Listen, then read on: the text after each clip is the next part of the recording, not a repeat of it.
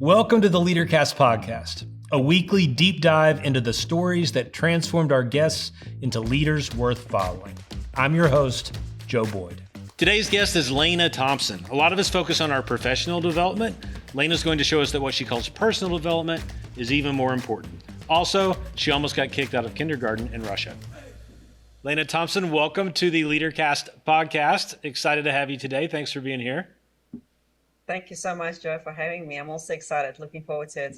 Yeah, I read a little bit about you, and this is our first time meeting, so I'm excited. I kind of noticed that a lot of your work is around kind of personal health and kind of burnout. And I'm not saying I'm burnt out, but I've been a little stressed lately. So maybe you can personally I can be the person you help today. We won't worry about the rest of the people. That's cool. If I can help one person, my job is done. Really. There you go. Could you tell us in your own words just a little bit about what your work is, what you do these days, and then I want to ask some more questions about your past. Yeah, so my passion is actually to bridge the gap between spiritual and corporate worlds, because I truly believe that self-awareness has a big place in a future work. So I speak at corporate events, I do podcasts and webinars, and my friend and I, we also started a 9 to 5 spirituality channel to help people who want to really bring them full self work, because through my speaking and traveling, I've met so many people who have this more kind of a spiritual, explorational, creative side of them, and they struggle to incorporate it into day-to-day life. And that's what I'm here to help people to do. I love that. I'm excited to learn more about that. Can you take me back in time a little, though? Let me learn a little bit about what you were like. Specifically as a kid, I always loved to know that. What kind of kid were you? What sort of early aspirations and dreams did you have? What was childhood like? So I grew up in Soviet Russia, which was a very different upbringing to my kids now in England. Yeah. And my earliest memory was that I was almost expelled from nursery at the age of 5. Because I had this passion for reincarnation, for souls, you name it. I read Gogol, who's like a Russian Shakespeare. I mean, I don't know, he's like a really famous writer when I was really, really young. And his book like shook me to the core. It's all about the soul searching, reincarnation, past lives. And I used to gather kids around me and tell them the stories. And then the parents would phone the nursery and complain that the kids couldn't sleep at night. So when I was about 6, I think, I must have been about 6, my parents got called by the principal. And the principal of the kindergarten said, if your daughter does that again, we're going to have to expel her. Oh, no. So I just being told off. And I'm like, but it's the truth. Can't you see that? I feel like if your reading level was that good, you should have just jumped on to like 5th grade or something. Exactly, right? That's what I said. I'm like, nobody could really understand what I was coming from. Don't expel her, promote her. But I actually know absolutely nothing about how the Soviet Russian school system worked. How long were you in Russia? Were you there your whole childhood? I was there until I was 13. Okay. And when I was 13, Russia opened borders up so we could immigrate. And my dad is Jewish. So amongst other millions of Jewish people, we went to Israel and we stayed there for a year. And then after we immigrated to South Africa, and that's where I lived until I was in my mid-20s before coming to UK. Your accent is fascinating. I can hear a little bit of all of it, I feel like. When you said yeah, it was South Africa for sure.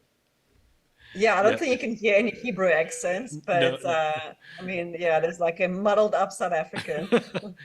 I love that. That was quite a journey. So you ended up in after the year in Israel. I'm sorry, were you then in England after that? South Africa. Oh, South Africa. Then. South Africa when I was 14. Gotcha. Yeah, and then lived there until mid-20s. Have you been back to visit Russia? I actually went there during that middle of the lockdown when they opened up. Okay. You know, we had a temporary gap.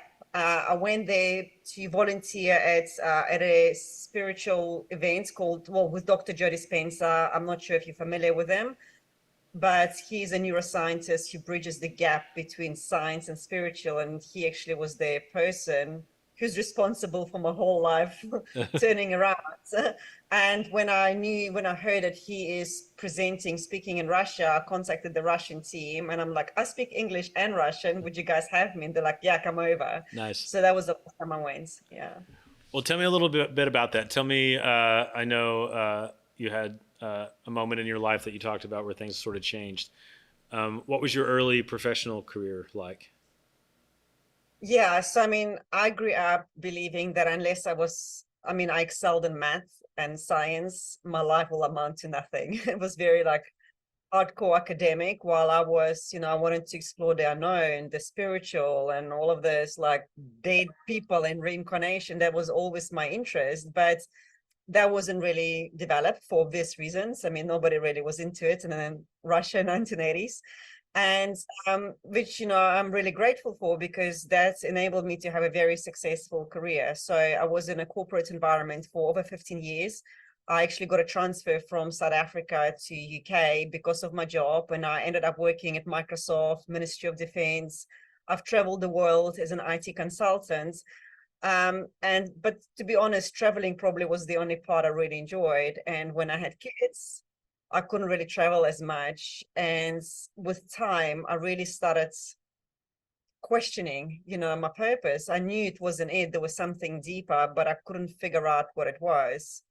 So that's really, then I discovered Dr. Joe Dispenza very randomly, although even nothing happens randomly. And I went to his events in 2018, I believe. He came to UK in Brighton. And yeah, my life has never been the same since. What was it about those events and his message that resonated so much? Well, I firstly realized that we're not living our true potential. We're really settling for things that we believe we must be doing because that's what we're told by society, by parents. That's what we, conditioned to believe. But in the meantime, we do have a power to change our lives. We do have a power to pursue our dreams. And all it takes is willingness and getting comfortable with the uncomfortable. Yeah. And I know, it often takes a moment of crisis, of something really in our lives to fall apart before we like start looking at things differently. But for me, it was just willingness to change, because I've always been, even though I grew up like very tough and resilient and strong, it has always been like my strength. But emotionally, I can't say unstable. I mean, that's probably the wrong word, but my emotions controlled me. Yeah. So I was always like governed by my emotions, and I was always trying to make sure that the things around me perfectly lined up so that I was happy or fulfilled. And when they didn't, I would literally lose my cool. I would be either angry or sad or frustrated. And there came a point in my life where I began to observe myself, and I was like, well, this expensive holiday didn't actually feel that fulfilling. I wasn't even feeling happy. I wasn't really finding happiness in the material possessions. It just started changing for me. And I actually went to his events looking for a way to release my anxiety and to find more self-confidence, like for me to speak up and say what I want, because I've never really done that. I was trying to always tiptoe around people. And I came out a very different person. I just was determined to change my life around. I didn't know what I wanted, Yeah. but I got clear on what I didn't want. Well, how do you go from not to find what you want? Like, how do you go from that point? I ask selfishly as I'm dealing with an amazing kid who happens to be my own kid, who has just graduated from college, and he kind of knows lots of things he doesn't want to do, but he's not sure what he does want to do. So very selfishly as a dad, what advice do you give to kind of go figure that out? I think we need all time and space to explore it. There is no a very defined path, because I do believe we all have our own journey in this lifetime. And the best thing we can encourage, I mean, I've got a 16-year-old and a 10-year-old, is to trust themselves, always it helps me, when, let's say, because I found my passion through really tapping back into my childhood. What was I passionate about? What are my interests were? And even allowing him just to explore the variety. What are the interests? Because at the end of the day, the most important thing we can do is to do something that fulfills us, right? And we can always make success, if it's cutting grass, if it's serving coffee, and you're so passionate, you can excite it, you can actually build an empire out of this. And that's what, I mean, I want every person to really find the strength and courage to explore, like, what lights my heart, what sets my soul on fire, and really kind of explore it. And if they don't know, like I said to my son, like, if you don't know what to do, just take a gap year. There's no rush. Right. There's never rush to do Yeah. anything. Yeah. My advice is go try something. Walk a certain direction. And even that, my story was, there were certain things I thought I wanted. And in walking the direction towards them, I found things I actually wanted more. You know what I mean? But to me, it was the process, the journey of taking those steps that opened up more of the world to me. Absolutely. Yeah. Just take a step like in a direction that feels probably most fulfilling. Yeah. It doesn't need to be like, this is it, my life purpose. Some of people, are lucky. They come into this life knowing exactly what they want to do, like a doctor or a lawyer or a writer. And that's awesome. But for majority of people that I have come across, they don't know. And then they get settled into this life believing that this is it because they've got bills to pay, they've got kids, or they don't have kids, they want to get married, they want to get divorced. There's always excuses.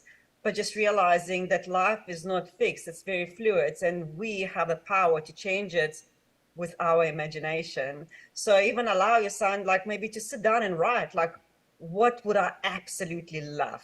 Like, how amazing, like, what would blow my mind? And let him just get creative and just create this narrative, and that really sets that energy into motion to create the reality that's maybe will blow his mind one day. And yours. Right. I know. He's a very talented kid. He's more than me, for sure.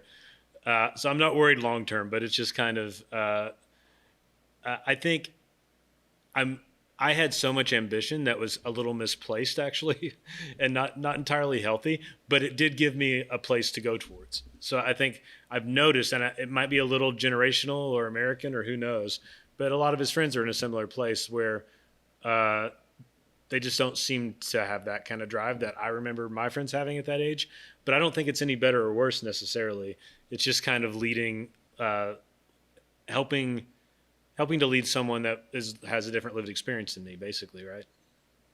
Exactly. And it's just being an open-minded about it, right? We're all so unique. We're not just unique like physically, biologically, chemically, like, but also energetically. And I mean, everybody is just on such a different journey. And I'm not saying we need to encourage, like our kids to sit on a couch and like do nothing for a year, but even just let them explore it, just let them also choose, like tell them to choose 3 different options or give them 3 different options, which one feels most exciting, and then let them explore it. And if not, as I said, just sit down and create your narrative, because we wake up with a clean slate every single day, and every single day we can design how our day will go, because our day will go in either direction. But the thing is, we've got the power to control it. And I think, kids really need to be more aware of that, of the power that we have over creating our reality. That's great. And I want to use try to use like a mental image for you, maybe to help us as a metaphor. So I meet a lot of folks who I would say the words that they say back to me is they sort of sound like they're in a prison of their own making, but that they're in a prison, and they are due to get out in 3 years or 5 years or 10 years or 20 years. And that's kind of how they talk about their career. They've gotten to a place where they realize they really don't like it. They're not very fulfilled. It's not what they want to do, but they have sort of made a covenant with themselves that I'm just going to get through this season. I feel like I've had more folks say those sorts of words to me coming out of the pandemic over the last 2 years than before. I'm just curious, what is your instinctual response when someone says something like that to you? I'm really sad when people tell me that, but I completely understand what it's like to be in that situation where you're just working because you're doing things just out of a habit, stuck in that rut, believing that there is no other choice. And that's why I believe personal development comes into place, even like being in a work environment, organizations invest so much into professional development. but barely anything is being invested into personal development. But what I mean is like people are getting into the self-inquiry and asking themselves, who am I? Like, what is my purpose? What do I want? And, for me, I guess maybe because of my upbringing and so much, I guess, traveling and so much exposure to different cultures, I was like, I'm done. I'm quitting my job. I'm leaving my six-figure career behind. I'm going to start the business. I know nothing about it. And I'm going to start another one. And I'm going to remortgage my house and my flat. And maybe, but I mean, I never hesitated. It never stopped me. It's just like, I'm done, but for other people, it's different, right? We all have our strengths and our weaknesses. And we all, once again, have a journey in this life. And I believe if people are not ready, they won't be ready, and maybe that's their path in this life, because we can't change anyone. Only people we can change is ourselves, and then be example. And then if people come to you and say, hey, how did you manage to change this? Then you can share with them. But otherwise, I'm just holding space for you, and I hope you find your happiness. What if there are a lot of people, I'm thinking of people actually like driving into work, listening to our conversation, right? And they're kind of thinking, well, I might be ready. I might be ready to change something, but it's scary and I don't know where to start. So I'm curious, what do you tell folks? What can they do today at their lunch hour, or how do you start that process of kind of envisioning a new future? Yeah, so firstly, I want to say that, I mean, I kind of took a crazy, I guess, approach. I literally quit everything, Right. like just quitting this, that, sold our family house. It was everything. But I guess it was my soul growth. It was for me to grow and evolve and to make so many, I guess, mistakes, even though they're not mistakes. I believe everything is a lesson and everything is an opportunity to grow. And the tougher the lesson, the more we grow. For me to really understand that not everybody has to do that, and that if you want to change something in our lives, we can start with a small step, like even asking yourself, what do I love? Like, what would light me up today? What is it that I love? I was working with someone a couple of years ago, and she was in a corporate arena, and then she started a couple of businesses. It didn't go well, and she's like, I don't know what to do with my life. So after our few sessions, I said to her, why don't you like journal? And I gave her a few journaling prompts. And she's like, I hate journaling, absolutely hate it. And then after a while, we just worked together. She remembered the memory from her childhood popped up when she used to be very creative. She used to love writing stories. And one day her dad walked into a room and he shouted at her for not doing her math homework. And she put away a diary and she never wrote in it again. And then she said, you know what? I'm going to go write a book. And the thing is, it's always going back to our childhood, right? And for me, it was like looking for this dead souls, for the time machines, going to the cemeteries in the middle of the night at the age of 9. I mean, I don't know what I was doing, right? But I've always been fascinated with, I guess, I mean, back then we called it supernatural. Now I would actually call it natural stuff. Yeah. But that's my passion. And that's why spirituality is such a big part of my life. But maybe people used to love paint or to sing or to whatever it is, so remember that, so even just like, the thing is, I believe we are too busy. We're too busy putting things into our daily lives, running from one thing to next. And even when we're not running, we still make sure we do run towards something. But just like my advice always to slow down, like literally like find a few minutes in your day where you could just sit and pause. And even if you don't know what you meant to do with your life, you can ask your intuition, like, hey, give me a suggestion or something. And then another thing, when I work with human design, I don't know if you ever come across human design, but our human design, because the theory is, it's a science, I guess, we all have our energetic DNA, our energetic blueprints. And that shows us who we are, who we truly are, not who we think we are. There's a big difference. And also by looking at the human design, I can help people remember what their life purpose is. And for me, when I first discovered human design, it changed my entire life. And when I started then digging deeper and looking at my life purpose, that's when everything clicked into place. And I'm like, I knew that. I knew that when I was 5 years old, and I've forgotten about it. So that's just a great way to also, it won't even be something completely new to you, but it will reaffirm something that you've already known. I love that. I have not heard of that exactly. I'll need to look that up. Your interest in maybe the world that's not obvious to everyone else growing up is interesting to me. Part of my career path was actually I went to seminary to become a pastor, minister, and so there's very much some similar things I think as a kid for me of just believing there was more to this. For me, I think we don't need to fully get into this, but the marriage between spirituality and religion then becomes makes it sometimes difficult to talk to people about, particularly in a work environment. And there's different cultures in different countries and nations as well. But I think particularly here in America, the last 6 years or so, it's been sort of difficult to have conversations that sort of get close to religion in the workplace. And most people don't want to feel like they're imposing it on anyone, right? But I think we are spiritual creatures. So, long-winded question is,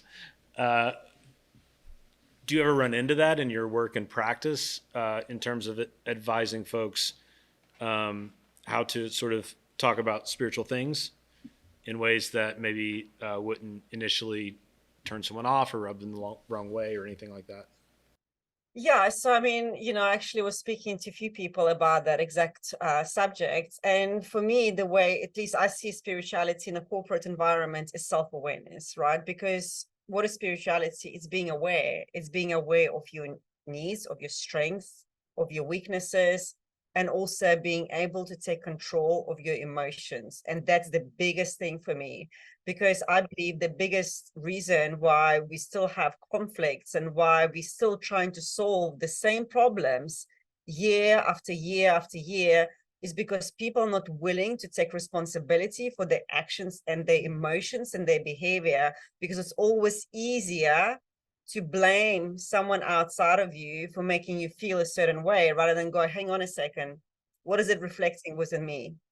So for me, that spirituality is just pure self-awareness. Are there any examples of when you think of leadership and the folks you've worked with, and we use the word culture a lot, like leaders create a culture, right, in their company or their place of business, their division, whatever. Can you think of sort of best practices of leaders that help create an environment like that? Yeah, so I mean, I believe that in order to be a leader, you've got to be able to self-lead yourself first. Mm-hmm. And self-awareness, again, is the key, because once again, it helps you understand what is it that you are good at, what are your weaknesses, and how your emotions have impacts on others. It's also being able to connect to people in the room, to sense their emotions, their feelings, their perceptions, and then to find more effective ways of collaborating and communicating. So for me, really, to be an effective leader, it's all about deep self-knowledge and self-reflection, how did I behave today? How did I show up? What could I have done differently? How could I have communicated more effectively? It's slowing things down and really having time for yourself to process that. So yeah, and I mean, the way I see it, that's a leader and their self-awareness, and that's why I believe spirituality is so strong, because I worked in a corporate environment, as I said, for 15 years, Mm-hmm. and I've been part of many teams. I worked with CEOs, directors, but only really two people I can think of that really, really stuck in my head, because they were the kind of people who really knew how to inspire and energize people around them. Because most of the leaders I worked with, like team managers, they were all about hitting KPIs, milestones, doing team performance reviews. That's great. Yeah. But being a leader is actually being service to others. Yeah. And knowing how to inspire and energize people around them. One kind of last practical thing I wanted to ask you about. So journaling has come up several times. I would say there's a book by Julia Cameron called The Artist's Way that was super impactful to me in my 20s. And she just taught a daily practice. She called them morning pages, but that you write without lifting your hand every morning, just to the bottom of the page. It usually took about 10 minutes. And I've come back to that several times in my life. Whenever I just feel so like I can't figure out what's going on, there is some magic, right? In writing it down, it just then now it's on the page, so it's not in my brain. Something about it just sort of works. And because I would say I'm not a natural journal. I didn't have a diary as a kid or anything like that, but that definitely helped me. And then I recently did a visioning exercise where you just envision 5 years out and you say, my life has never been better. And then it's the same thing. You just write and write and write. And was hugely impactful and helpful to me to kind of see, the stuff that was in there, but I hadn't verbalized to anyone. Once it's written, you start actually doing it. You know what I mean? You start looking for it. So I'm just curious, when you think of journaling in your practice, do you have any practical, specific tips for folks on how to journal or how to use sort of the written page to help them? Yeah, so firstly, I do have to confess, I'm also like, journaling doesn't come to me easy. I mean, at one stage, it was like journaling so much, almost every day. It just depends where I am. I trust my intuition to tell me what is the best practice, what is it that I need now. Sometimes it's just sitting on a couch for an hour and just listening to silence or observing my thoughts, which are going like completely crazy, but I am dissociating, I'm observing, I'm like, and then I hear the mess in my head and I'm like, well, who's actually thinking? How can I trust this mess? Because once 1 minute tells me this, then it tells me that. I'm like, how can I actually trust my thoughts? They're just all over the place. So, and then other times I would want to, for example, journal, or I might want to do guided meditation. But when it actually comes to journaling, I've got this one practice, and when I applied it, it's honestly like I've created some miracles in my life. Even the impossible became possible. And the way it works is like you literally have a brain dump of everything, like what you were sharing just now. Let's say everything you want to have in your life, a career, your relationships, money, whatever it is, you can write like 3-4 pages. And then you go and you summarize it, and you summarize it maybe into 10 lines. So 10 to 15, not more than that. So maybe you can say like, I want to become a CEO. I want a like 6-figure career. I want to have an amazing loving partner. I want to travel all over the world. So you get the gist, right? So you write 10, 15 lines down. And then every day you spend, let's say 10 minutes just journaling. So what would it feel like if you were already CEO of the company? How would you feel? What would you be doing? What you'd be wearing? Where would you be shopping? And you literally like write into it. And then you just read through the other 10, 15 lines and just maybe just close your eyes and just imagine that. And that's like 20-minute process.